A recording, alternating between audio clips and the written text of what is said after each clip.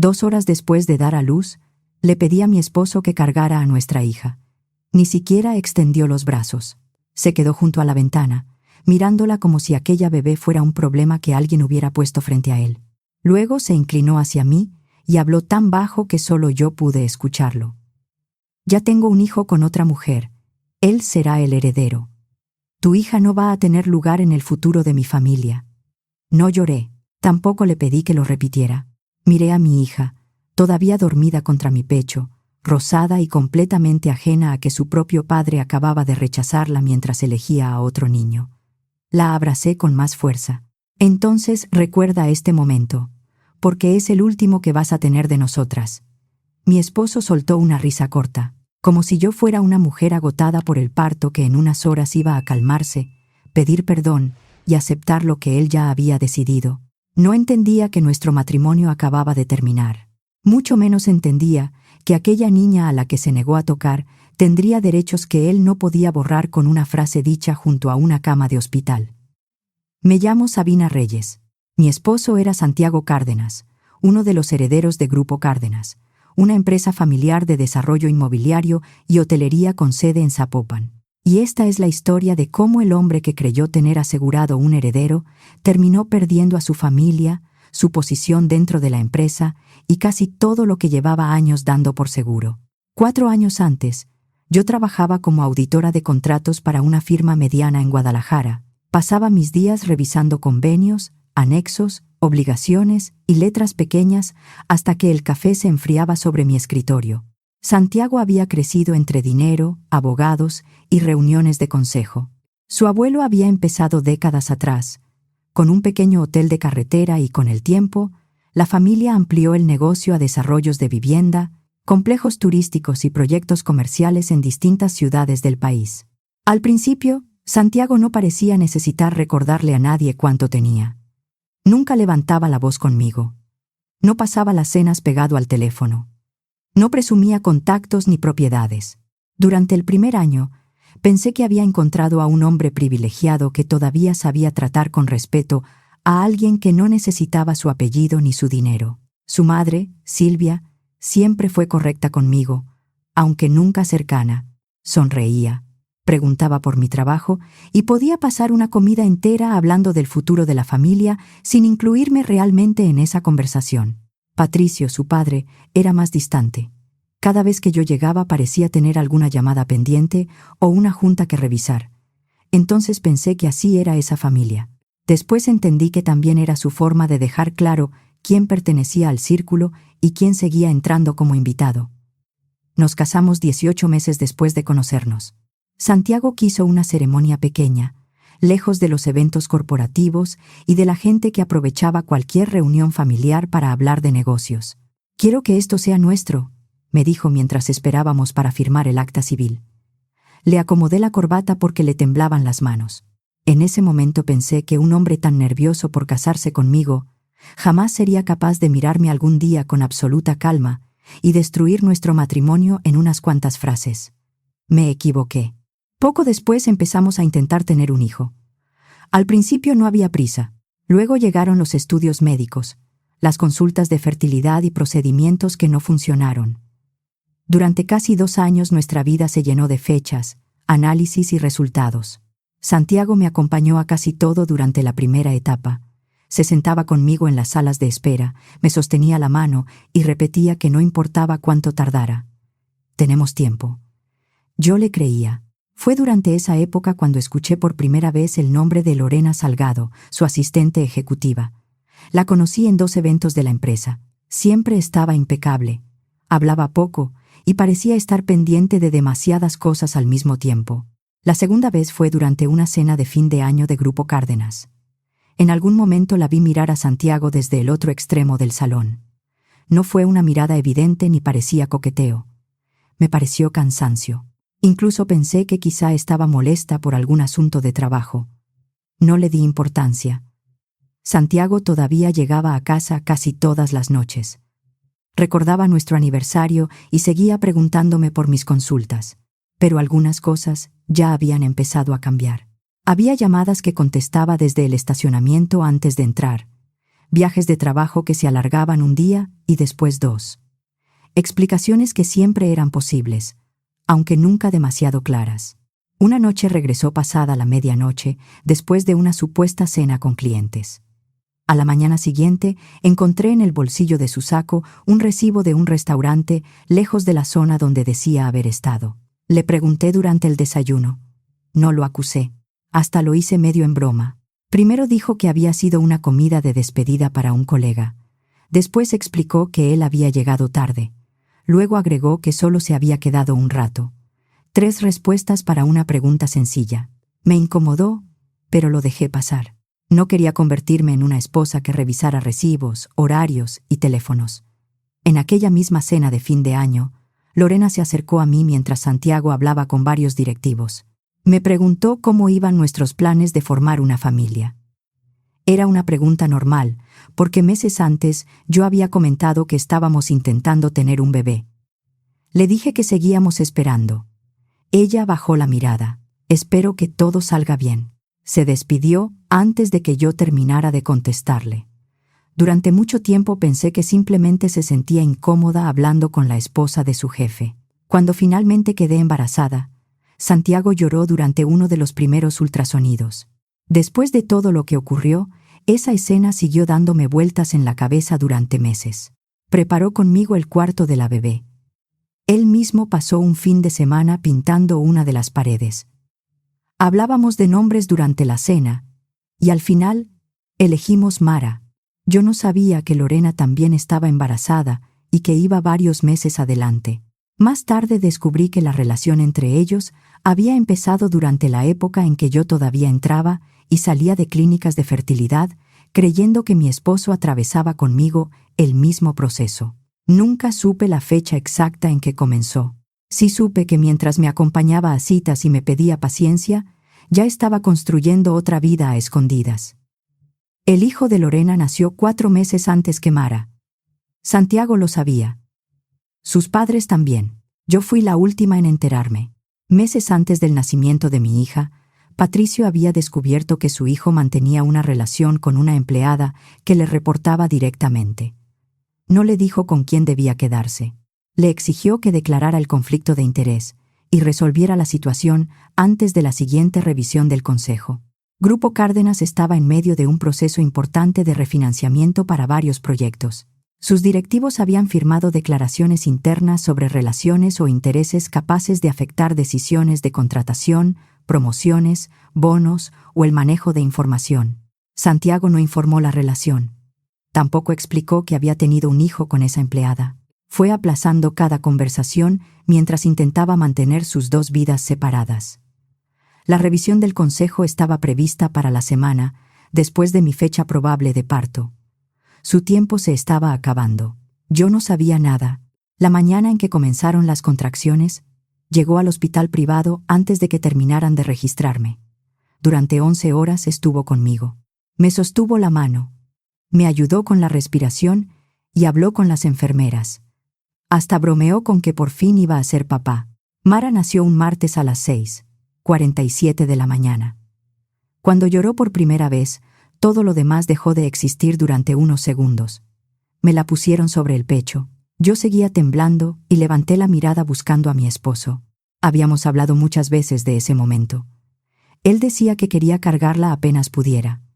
Pero cuando lo miré, había dado un paso hacia atrás. Pensé que estaba impresionado. ¿Quieres cargarla? No. La respuesta fue inmediata. Pocos minutos después, salió al pasillo. La puerta quedó parcialmente abierta y escuché su voz. No, así no, no por teléfono. No pude escuchar a la persona del otro lado.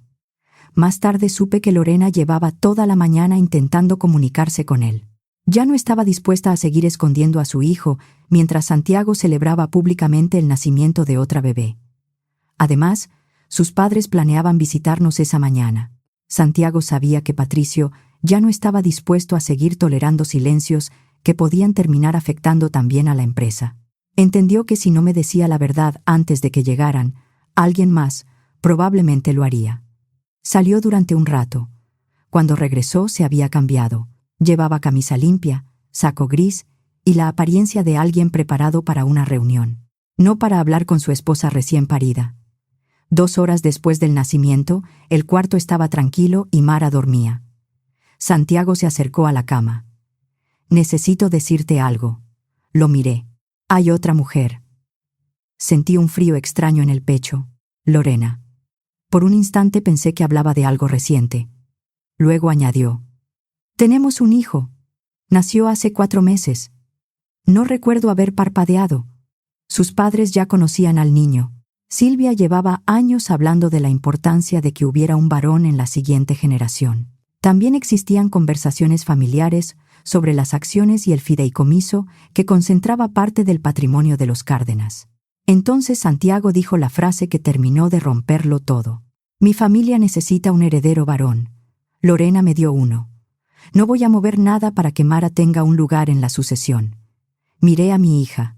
«Estás eligiendo a ese niño y a esa otra vida. Estoy eligiendo el futuro de mi familia», lo dijo estando a menos de 2 metros de su propia hija. Entonces sonreí. Él frunció el ceño. «Recuerda este momento, porque es el último que vas a tener de nosotras». Se rió y salió para contestar otra llamada. No volvió esa noche. Tampoco la siguiente. Mi médica recomendó que permaneciera 2 noches en observación porque la recuperación estaba siendo más lenta de lo esperado. Acepté. En ese momento apenas confiaba en mis piernas, mucho menos en mi capacidad para decidir qué iba a hacer con el resto de mi vida. Llamé a mi hermana. Ofelia vivía en Aguascalientes. Salió en cuanto pudo y llegó de madrugada después de varias horas por carretera. Entró todavía con la ropa que había usado para viajar. No me preguntó primero cómo me sentía. «¿Qué necesitas?». Se hizo cargo de lo que yo no podía manejar en ese momento. Cargaba a Mara mientras yo dormía. Preguntaba a las enfermeras cuándo me tocaba el medicamento. Salía por comida y contestaba algunos mensajes cuando yo no quería mirar el teléfono. Durante mi boda, Ofelia me había dicho algo que entonces me molestó. «Santiago es muy amable cuando sabe que alguien lo está mirando». Yo me reí y le dije que lo estaba juzgando demasiado rápido. Sentada junto a mi cama aquella segunda noche, ya no me pareció gracioso. Fue entonces cuando dejé de esperar que mi esposo regresara. Esa misma noche finalmente contesté una llamada que llevaba casi 3 semanas dejando pasar. Era Josefina Aguirre, la abogada que llevaba la sucesión de mi tío Elías.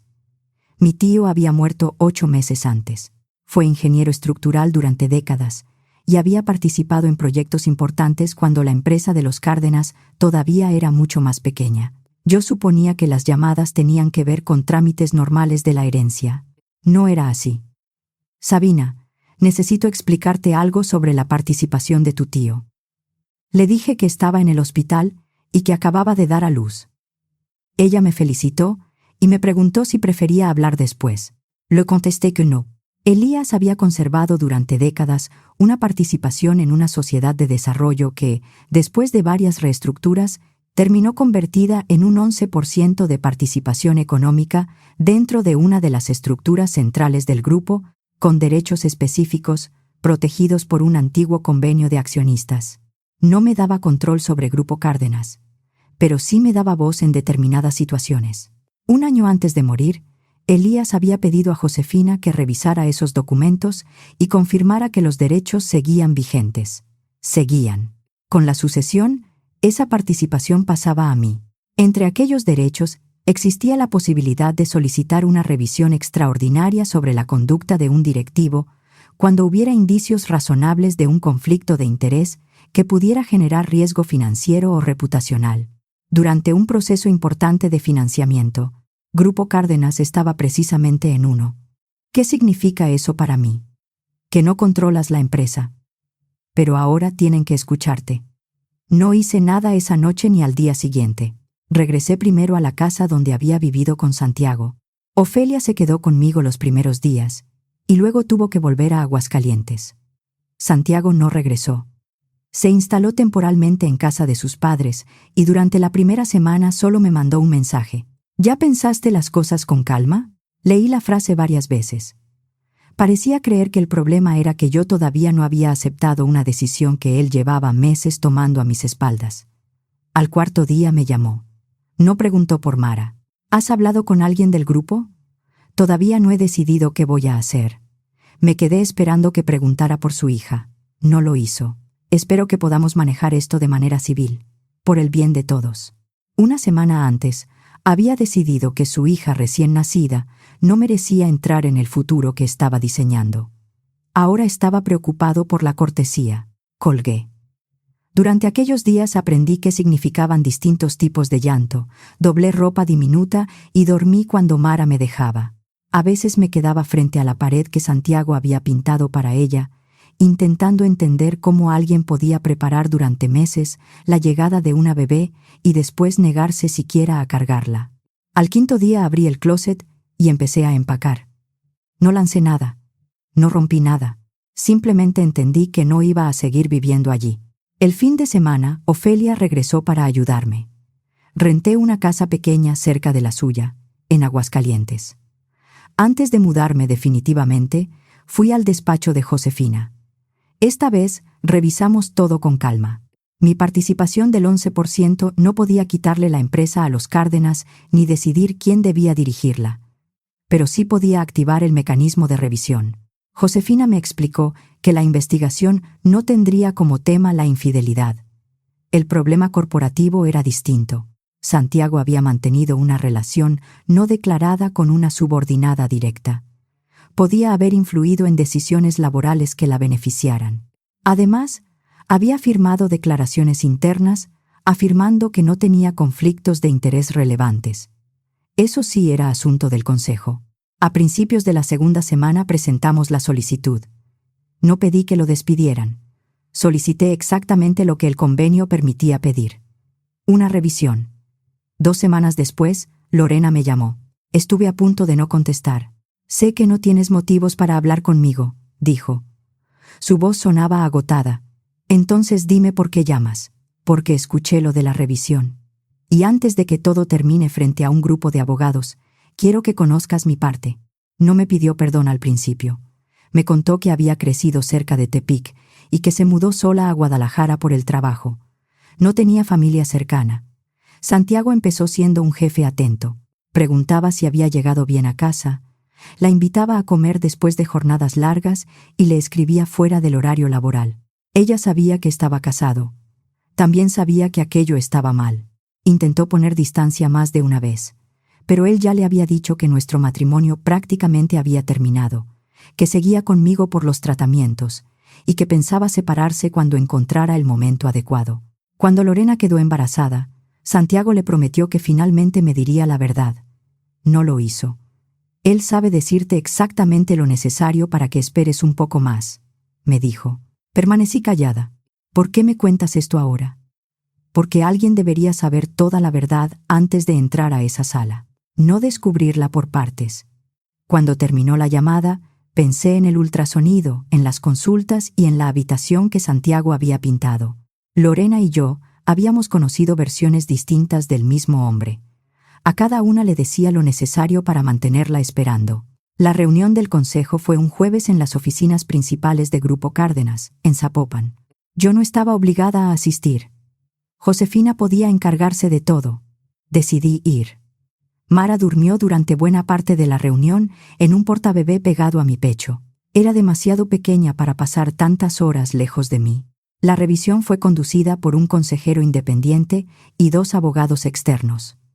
Patricio estaba presente como presidente del grupo y accionista, pero no dirigía formalmente el proceso. Lorena había sido citada para la parte relacionada con su empleo y llegó acompañada por su propia asesora. Uno de los abogados explicó el alcance de la revisión. No estaban ahí para discutir nuestro matrimonio.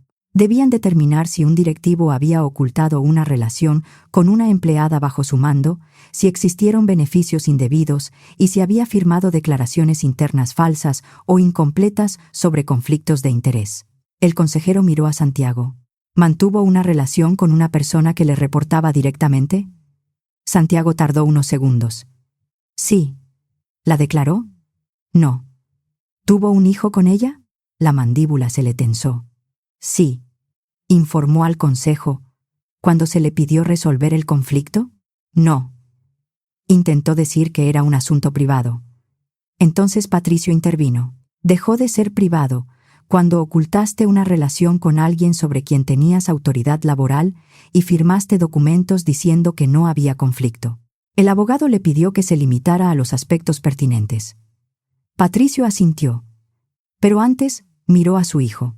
¿También llamas asunto privado a dejar a tu esposa recién parida y aparecer esa misma noche en nuestra casa sin tu hija?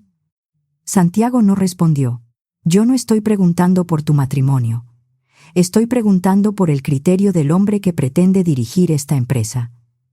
Por primera vez desde que lo conocía, Santiago no encontró una respuesta inmediata.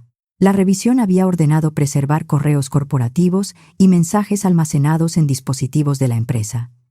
Eso fue lo que terminó de destruir la versión que llevaba meses contando. Uno de los abogados presentó varias conversaciones relacionadas con Lorena.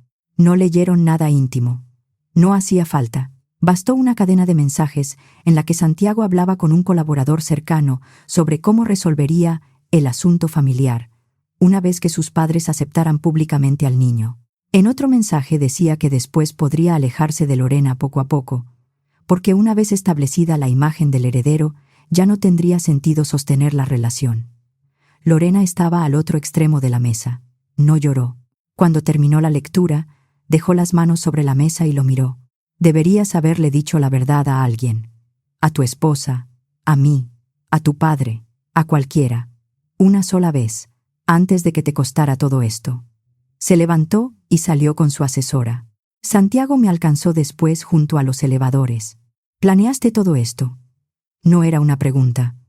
Yo no tuve que planear nada. ¿Activaste la revisión? Sí, y la revisión encontró tus mensajes, tus firmas y tus decisiones. Eso no lo escribí yo. Las puertas del elevador se abrieron. Entré con Mara. Estás tratando de destruirme. Lo miré antes de que las puertas se cerraran. Dejé de protegerte. No es lo mismo. La investigación no terminó con una victoria perfecta ni salí de aquella reunión convertida en dueña de la empresa. La realidad fue más complicada. Los derechos que yo había heredado de Elías provenían del convenio de accionistas. El fideicomiso familiar de los Cárdenas era un documento distinto, administrado por la propia familia, que regulaba determinadas participaciones y condiciones para incorporar beneficiarios. La revisión corporativa obligó a los abogados a estudiar cómo se conectaban ambas estructuras. Fue entonces cuando quedó claro que Santiago había entendido mal algo fundamental. Durante meses había hablado de su hijo varón como si eso bastara para desplazar a Mara.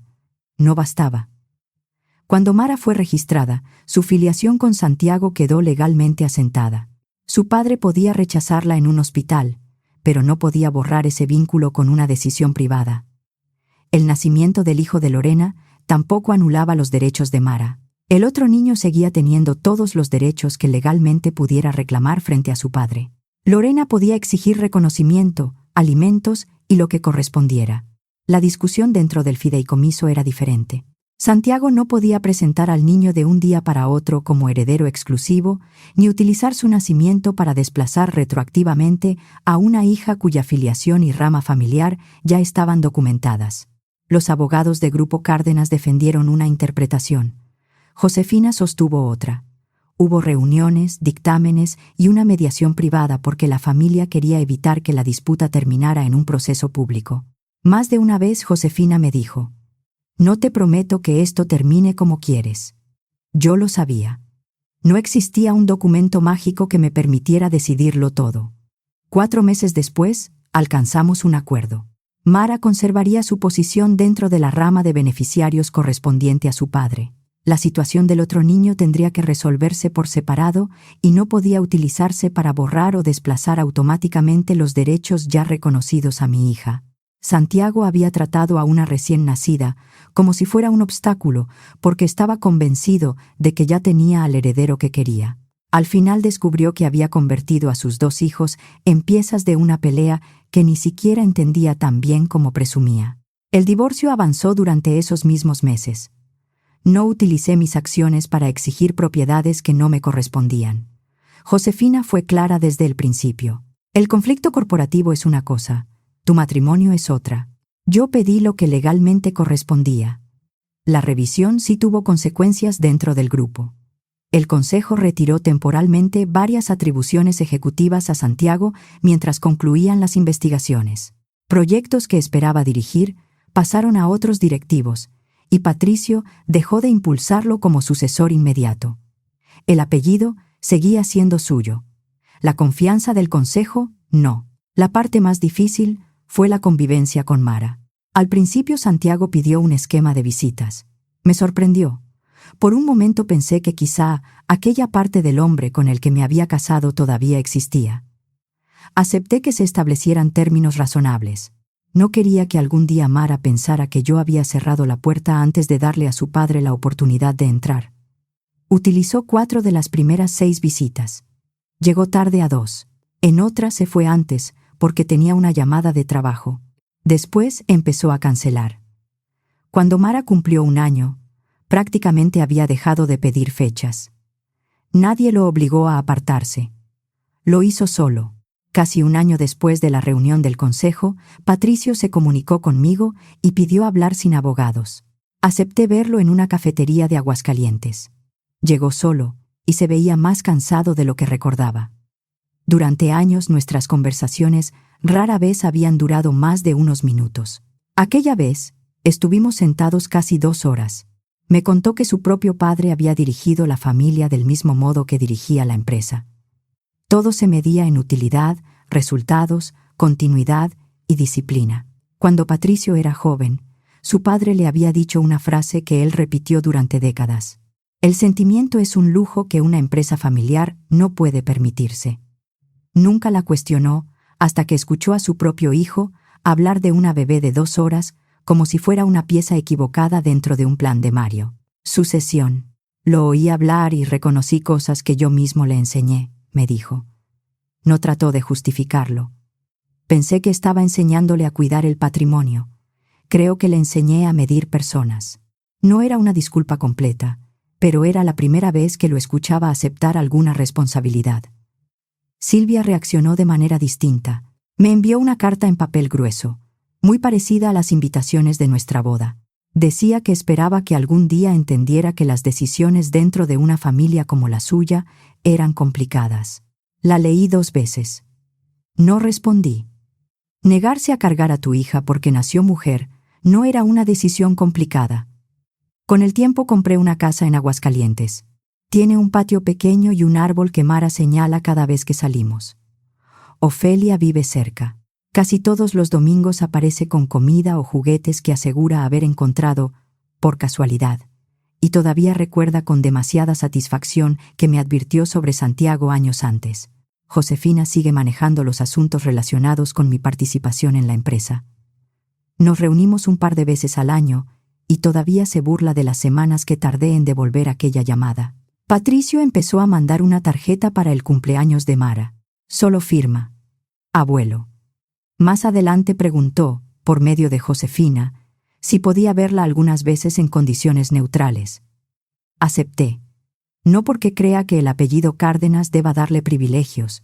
Lo hice porque, cuando Mara sea mayor, quiero que pueda decidir por sí misma qué relación desea tener con esa parte de su familia. Santiago me llamó una sola vez después de todo. Fue casi 1 año más tarde. Era de noche, y su voz ya no tenía la seguridad de antes. Quiero saber si todavía puedo ser parte de la vida de Mara. No contesté inmediatamente. Quiero hacerlo como debía hacerlo desde el principio. Pensé en el hospital, en las 2 horas que pasó entrando y saliendo mientras nuestra hija acababa de llegar al mundo. Pensé en las visitas que canceló después. Tuviste esas 2 horas para elegir qué clase de padre querías ser. Guardó silencio. Sabina, no. Después de esas 2 horas también tuviste meses para demostrar que habías cambiado. Te dieron visitas, te dieron tiempo con ella. Nadie te cerró la puerta. Sé que cometí errores. Y seguiste cometiéndolos cuando ya sabías exactamente lo que estabas perdiendo. No dijo nada. Si de verdad quieres hacer algo por Mara algún día, empieza por asumir lo que hiciste.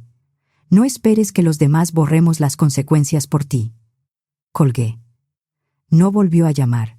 Mara tiene 2 años ahora. Camina demasiado rápido para alguien con piernas tan pequeñas y quiere tocar todo lo que encuentra. Tiene mi boca y una barbilla que definitivamente no sacó de mí. Hace poco empezó a preguntar por su papá. Todavía no existe una manera sencilla de explicarle la historia. No voy a decirle que su padre nunca la quiso. Creo que en algún momento sí la quiso. Lo vi llorar durante un ultrasonido. Lo vi pintar su cuarto y comprar ropa diminuta. Pero querer a alguien en los momentos fáciles no siempre significa saber elegirlo cuando hacerlo exige algo de ti. Por ahora le digo que su papá vive lejos. Cuando sea mayor le contaré más.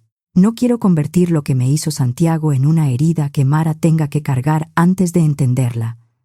A veces todavía pienso en aquella habitación del hospital. Yo acababa de descubrir que mi esposo tenía otra mujer, otro hijo y una vida escondida mientras yo pasaba por tratamientos intentando formar una familia con él.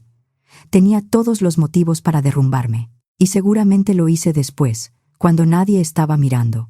Pero frente a él, no sentí necesidad de convencerlo. No le pedí que eligiera a Mara. Con el tiempo, entendí que eso era lo que más me importaba de aquella mañana. Mi hija no empezó su vida viendo a su madre rogarle a un hombre para que la considerara suficiente. Cuando llegue el momento de contarle toda la verdad, también voy a decirle que nunca tuvo que competir con el otro niño, que nunca necesitó ser hombre para merecer un lugar, y que el problema nunca estuvo en ninguno de los dos hijos. El problema fue un padre, que intentó convertirlos en piezas de una pelea por un apellido. Yo ya no pienso demasiado en si le gané o no a Santiago. Lo que me importa es que Mara crezca sin creer que tiene que rogarle a alguien para merecer un lugar en su propia familia. Si tú hubieras estado en mi lugar, acostada en aquella cama mientras tu esposo rechazaba a tu hija 2 horas después de nacer, ¿habrías podido mirarlo con calma como yo? ¿O le habrías dicho en ese momento todo lo que estabas sintiendo? A veces todavía recuerdo su risa cuando le dije que ese sería el último momento que tendría de nosotras. Creo que entonces pensó que yo estaba hablando por coraje. Ahora sé que fui la única de los dos que entendió lo que acababa de pasar.